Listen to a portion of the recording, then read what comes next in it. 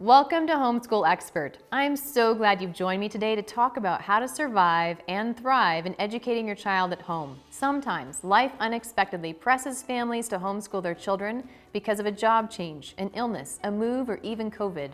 Whatever the reason, Homeschool Expert is here to help you. Believe it or not, I have been in a similar season where the goal was to just get through the next 6 to 12 months as effectively as possible. Many of the tools I'll give you today were developed the hard way by adapting what I knew about homeschooling with excellence to meet our family's needs during a challenging season. I learned how to pare things down to the bare minimum so I could do those well.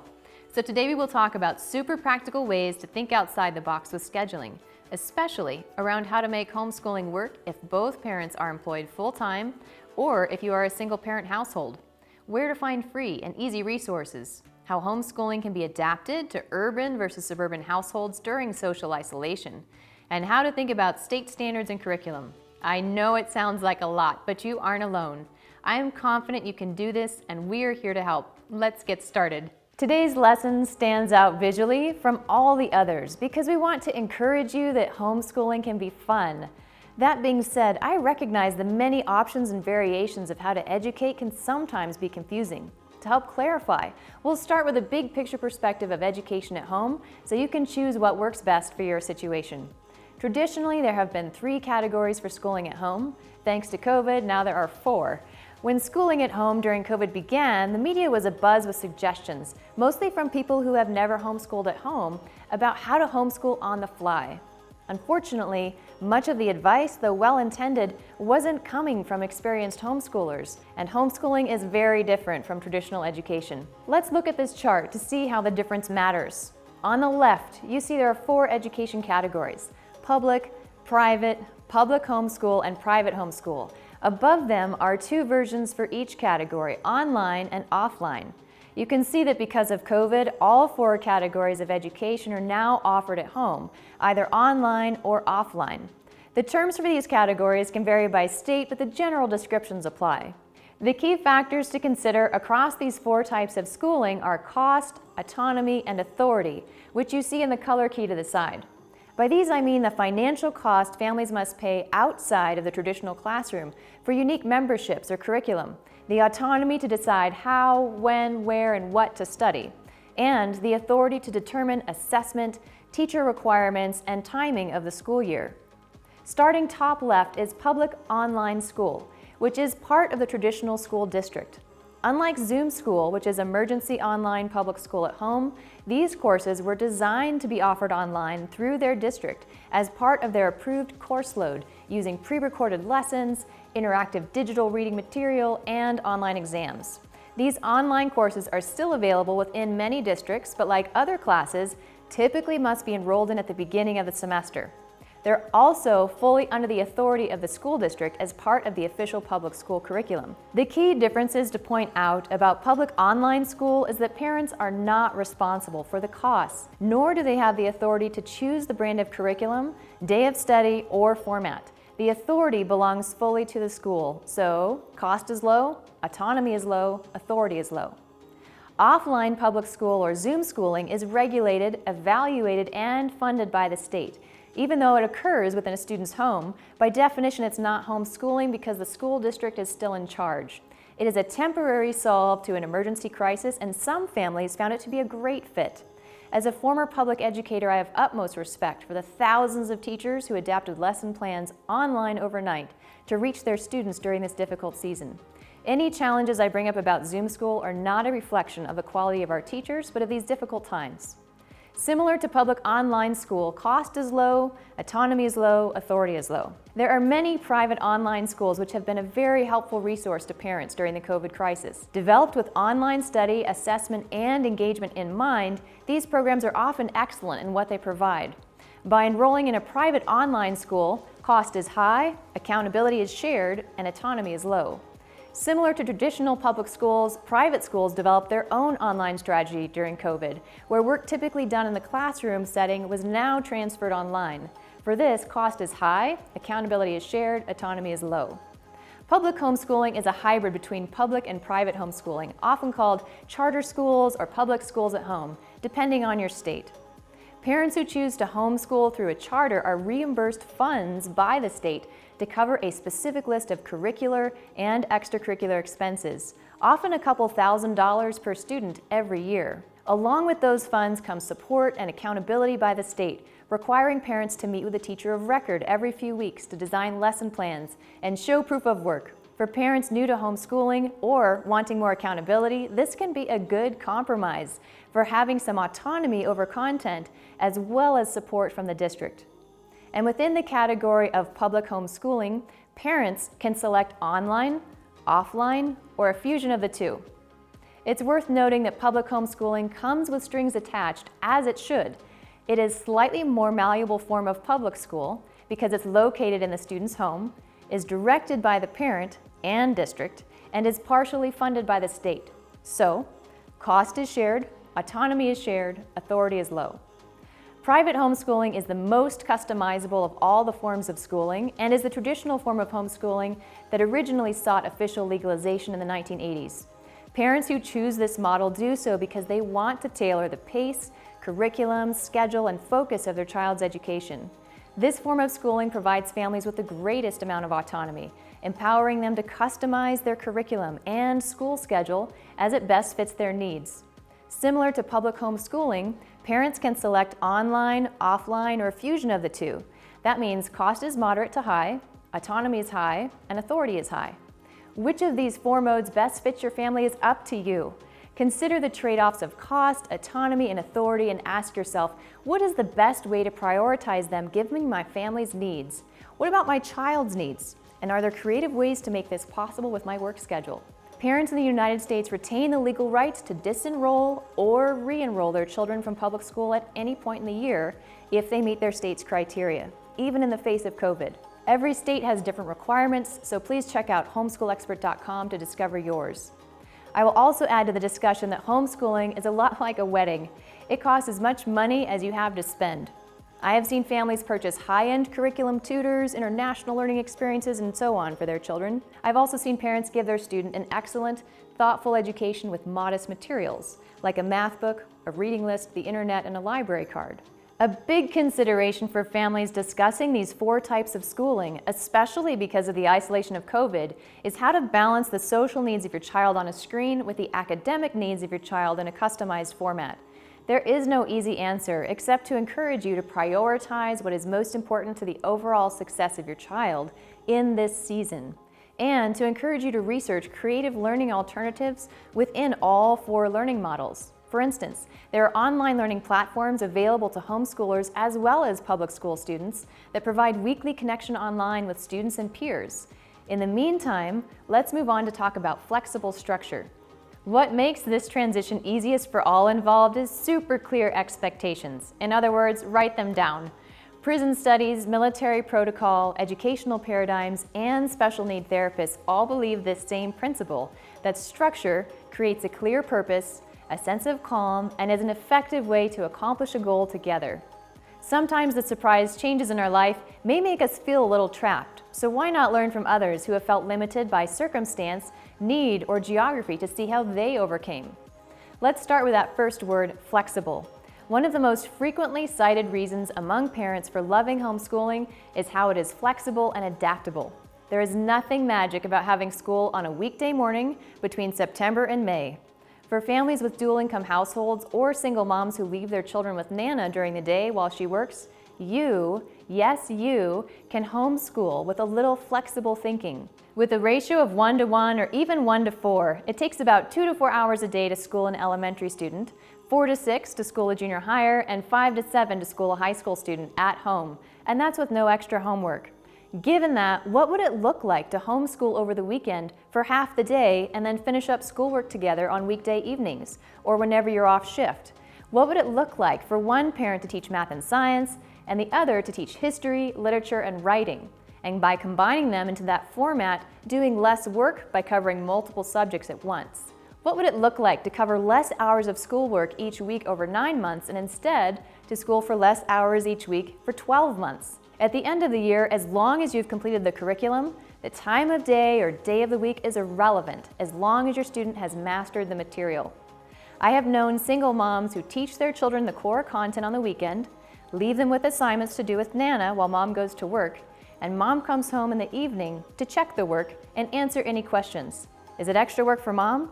Yes, but it's doable and it's customizable to her students' interests, needs, and speed of learning. On a side note, many parents I talk to assume that homeschooling looks the same as doing homework all day, but there are 3 key differences. Parents who do homework with their students in the evening may not have context for the lesson or the teacher's expectations. They are likely working with a student who is weary from having been in school all day, and they have to drill their students through completing all the work, whether or not the student understands the concept. That sounds a lot harder to me than homeschooling, where I customize the lesson to what my child needs. We get it done when my student is fresh, and we get on with our day. Both methods involve books and a kitchen table, but the process, autonomy, and flexibility are completely different. Now let's move on to my favorite flexible structure, the time ladder. Different from a schedule with timed activities and a rigid structure, the time ladder gives you a format for the day by listing an order of expectations with the ability to modify. So if the kids aren't dressed by 9:15, if you need extra time for math, or if you get a surprise phone call, all is not lost. You simply work your way down the list and adjust as needed. The time ladder you see on screen is what works for my family, but it may not work for yours. Your time is not my time. Your kids are not my kids. Test your own versions of a dependable, attainable routine to see what works for you. The general plan is this: aim to work on math, reading, and writing 5 days a week for 15 to 20 minutes. Then aim to work on science and history 2 to 3 days a week for about 15 to 20 minutes. Please note, these are just an estimate. In the beginning, when your student is adapting to your new role as teacher, a math lesson may take 40 minutes, that later in the year may take less than half that. There is definitely an adjustment period. Also, realize that just because I say math 5 days a week doesn't really mean 5 days. Many traditional schools offer block scheduling where 5 days worth of math is accomplished in 3 school days, especially at the high school level. Your curriculum will map out an appropriate number of lessons in a week, and it's up to you to organize those lessons where it makes the most sense for you. Be sure to build a recess into your routine, pausing between subjects for a 5-minute chore break, and then once an hour for 15 to 20 minutes of outside playtime and maybe a snack.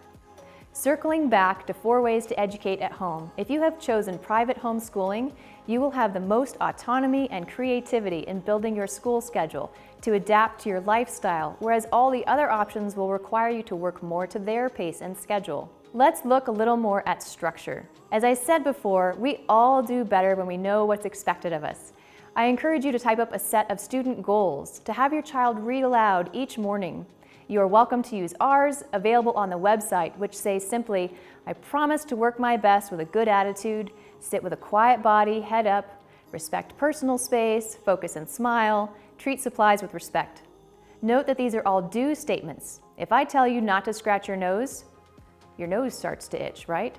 Similarly, if I write don't make noise on my student's goal sheet, my student is now focused on the fun of noise. Outline for your student what you want him to do instead of telling him all the things you want him to avoid. It also makes for a shorter list. Reading this aloud each morning will make the goals clear and easier to enforce. Draw a smiley face as they meet each goal and put a sticker on their assignment book if they meet all their smileys and assignments for the day. The third key structure is the assignment book. Your student is much more likely to accomplish work effectively if you combine tangible student goals with very clear assignments. The assignment book can simply be a monthly calendar you buy at the dollar store or a free printable you hang on your fridge. This teaches early time management skills and independent learning when combined with the time ladder. I fill in our chart a week at a time with assignments as well as special dates and projects, and this helps me realistically balance our week. The kids love the sense of accomplishment as they cross off what they've completed each day. Castaways and POWs have all had their way of etching survival hash marks to buoy their spirits. Your kids and you need it too. Remember that goals sticker I mentioned earlier? If my child is able to meet her student goals for the day and finish all her assignments, she gets a sticker for that day. Positive feedback, even as small as a sticker or a smiley face, is necessary to developing momentum. When my husband comes home from work, he asks about the sticker, which provides accountability and incentive for the kids. Older students, of course, may not be won over by clip art and stickers, but will still benefit from having you sign off on their goals and assignments each day, helping them feel seen and recognized. I know some families where the sticker and signature is enough, and others who have instituted incentives to help with the transition, such as earning 10 stickers means getting to pick the family movie, or go big, 20 stickers earns a Dairy Queen Blizzard. Finally, the calendar is a great place to post chores and not just cleaning their own room. Helping the household gives children a sense of ownership, confidence, and self-reliance, and makes them feel like a valuable part of the team. You can find recommendations for age-appropriate chores on homeschoolexpert.com. With these flexible structures in place, let's talk about streamlined curriculum. In seasons of stress, I encourage you to simplify when possible. Remember, this is survival homeschooling with a different goal than the more rigorous methods I taught in the Core 9 lessons. There are ways to creatively combine subjects into a block format, much like what you see in traditional schools, to check off state goals for 2 subjects using 1 assignment. Your state's education standards are available online, and I think you will find it very doable. For example, I know of one state that requires students at the 4th grade level to read a biography and history class, study a groundbreaking discovery in DNA for science, and write a 5-paragraph persuasive essay for English. All 3 state standards were satisfied by reading a single book about Rosalind Franklin and writing an essay about why her name should be routinely coupled with Watson and Crick. Less can be more. Most homeschool families I know with average students accomplish all the state standards by spring.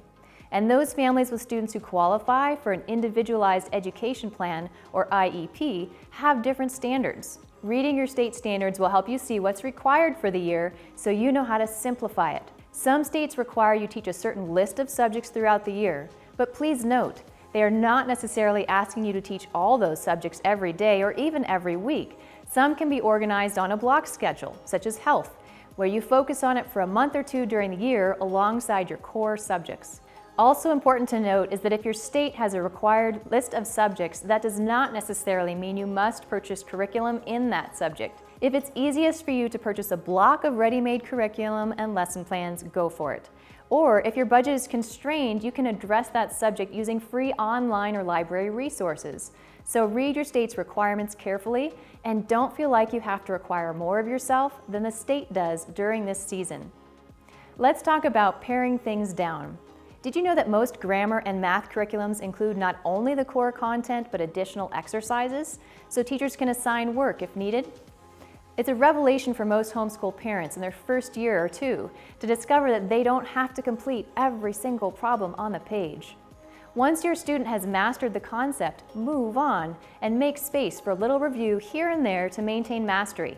On the other hand, if your student has completed all the problems on that topic and still doesn't understand it, don't move forward. That can sometimes be an indicator that you need to switch curriculum, which we cover in Lesson 4, or in rare cases, may indicate a learning disability, which we discuss in Lesson 6. Find ways to utilize non-curricular resources, such as library DVDs, PBS episodes, or documentaries that expose students to core concepts, making learning easier when you sit down together. Going back to an earlier example, if mom is leaving the kids with Nana while she's at work, this is a great time to drop them off with library DVDs that only require Nana to push play. There are free and easy resources you can access online to supplement your core subjects. My book, Homeschool Like an Expert, covers more of these resources in depth than time will allow me here. A couple quick places to start would be contacting your librarian to ask what language and learning programs exist for free online through your library. Journaling for 5 to 10 minutes a day is an excellent way for your student to hone her writing skills, not to mention a healthy place to work through her feelings about this new normal. Free lists of journal prompts are available online. Now is also a great time to print out maps of other countries to label and discuss. There are a lot of maps in the news right now, and Americans could do better in world geography on a whole. Literature is even easier with free books, ebooks, and audiobooks from most libraries. Book award winners are a great place to start. Read aloud poems by Billy Collins and Maya Angelou every day, then ask your kids to write something with the same music to it. They will likely amaze you. And for sure, now's the time to Google science experiments you can do in your kitchen and see what happens. For easy resources that may not be free but are well worth it, look for curriculum companies that dovetail history, literature, geography, and English into one lesson plan that spans multiple grades so that by purchasing one kit you can cover multiple students at once. Beyond that, connecting with a local homeschool community online is a great way to get current resource suggestions. Which leads us into the question of how to meet social needs during social distancing. Were this any other season, I would love to guide you through the wide variety of meaningful ways to connect in your local homeschool community. But this is a different season for all of us with COVID, which results in greater flexibility for some things and limitations in others. Given what is likely more flexibility for your child during the day, consider redistributing resources you might have spent on traditional school or sports costs to some meaningful online interaction spaces. Some families have chosen to outsource a subject or two to an online homeschool learning platform, of which there are many, so that their student can interface with peers once a week online, participate in discussion boards, and collaborate on final products. Other families are going a different route and choosing to connect meaningfully online with extracurriculars, such as improv, music, and art classes, likewise giving students a chance to engage with peers over the screen on a regular basis. This is a great place to reach out to your local librarian and community center to ask for free online, participate in discussion boards, and collaborate on final products. Other families are going a different route and choosing to connect meaningfully online with extracurriculars, such as improv, music, and art classes, likewise giving students a chance to engage with peers over the screen on a regular basis. This is a great place to reach out to your local librarian and community center to ask for free online community resources that were developed with the goals of keeping kids connected. Some students do better saving peer time for after school, some do better incorporating peer time into school. Experiment, if possible, with a few short classes to see what works best for your child. Even with social distancing, it is worth connecting to local homeschool groups through social media platforms because it creates a great network for shared community resources and access to possibilities you may not have considered. Like a parent offering a free online class about claymation to whatever homeschoolers want to join. I have reached out personally to our big group networks on a number of occasions during COVID, asking if anyone's kids want to meet up with mine to play impromptu Pictionary on FaceTime or online board games with a friend. My kids have been invited by other homeschool families to join free online age-appropriate escape rooms with their friends. I encourage you to be brave, express an interest and a need to your online homeschool community, and see what happens. When searching for online communities to join, remember that online networks are often willing to extend beyond neighborhood boundaries, so keep looking until you find a group that fits. Social homeschooling connections for urban families will likely look different than suburban families, not just because of the obvious nature of what is available, but because of how phases of opening will be handled differently.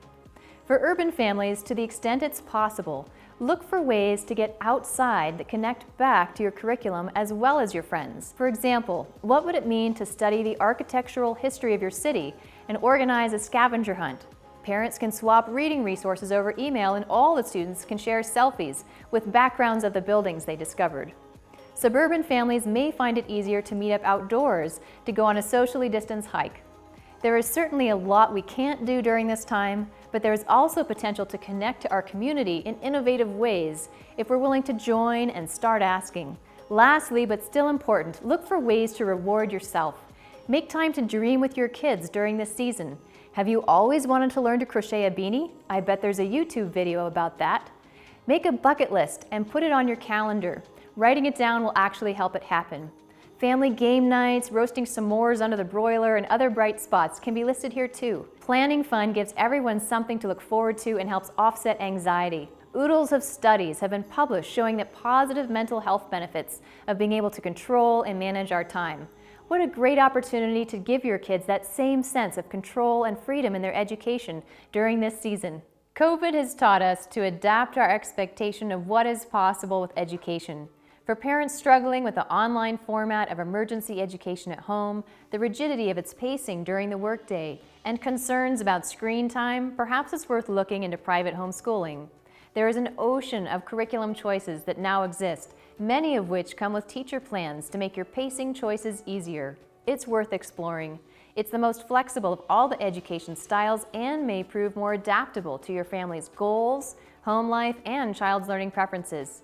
For parents drawn to the idea of education at home but nervous about transitioning into becoming a full-time teacher, public schooling has been a great bridge for many families looking to explore school at home.